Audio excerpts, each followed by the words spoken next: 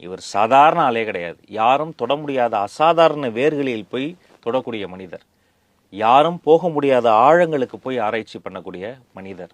நாளை யாரும் தொட முடியாது என்று சொல்ல உயரங்களை தொட்டு காட்ட போகிற ஒரு மிகப்பெரிய பொக்கிஷம் தான் தமிழ்நாட்டு அரசியல் களத்துக்கு வந்திருக்கு.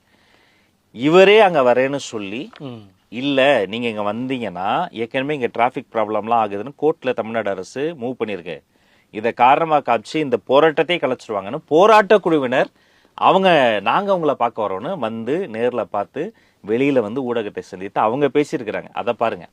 அவங்க என்ன சொல்றாங்க? அப்கோர்ஸ் வழக்கம் போல எவ்வளவு ஹம்பிளான மனிதர், எப்படி ட்ரீட் பண்ணாரு, எவ்வளவு நேரம் பேசினாரு, எல்லாத்தையும் சொல்லியிருக்கிறாங்க. அந்த காணொலியில பார்த்தோம், தெளிவா பேசியிருக்காரு. அந்த தோழர் வந்து வெளியில வந்து பேசியிருக்கிறாரு. இதுதான் வெற்றி தலைவர், இவர்தான் வெற்றி தலைவர், இதுதான் தமிழக வெற்றி கழகம். அவர்களுக்கு என்ன சொல்யூஷன், இந்த பிரச்சனையினுடைய ஆரம்பம் என்ன, முடிவு என்ன என்பதை கரெக்டா கணக்கிட்டு அதன்படி நிற்கக்கூடிய, குரல் கொடுக்கக்கூடிய குரலற்றவர்களின் குரல் தான் வெற்றி தலைவர் விஜய் அவர்கள். அப்புறம் இந்த பிரச்சனையை பொறுத்த வரைக்குங்க, ஆரம்பத்துல இருந்தே தமிழக வெற்றி கழகம் டே 1ல இருந்தே இருக்கு, பார்த்துட்டு இருக்கோம். ரொம்ப போற போக்குல சொல்லுவாங்க. போராட்டம் ஆரம்பிச்சு 2-3 நாள் கழிச்சு உங்க ஆளுங்க கூட வந்தாங்க, டே 1ல இருந்து இருக்கும்.